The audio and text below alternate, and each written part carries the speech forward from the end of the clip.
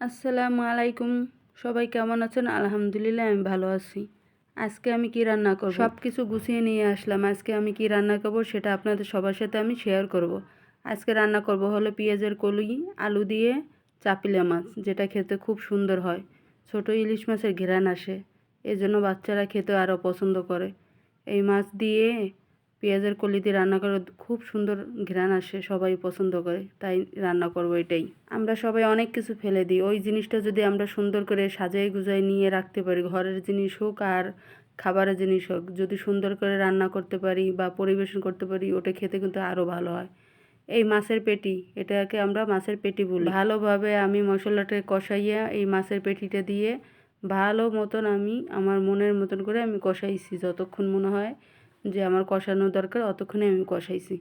খুব সুন্দর একটা ঘ্রাণ আসছে, পরে আমি পানি দিয়ে দিলাম। এটাকে আমি একটু গরম মশলা কম হয়ে গেছিলো, ওই গরম মশলাটা দিছি।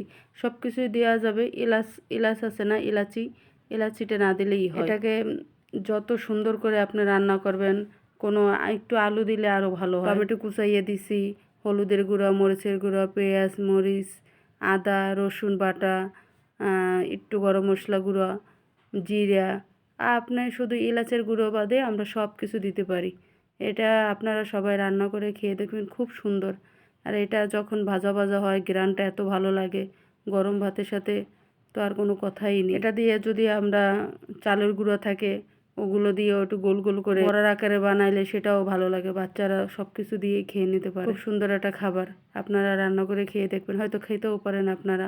অবশ্যই সবাই আমাকে সাবস্ক্রাইব করে দিবেন, লাইক করে দিবেন এবং কমেন্ট করবেন। যদি আমার ভিডিওটা ভালো লাগে সবাই আমার পাশে থাকবেন।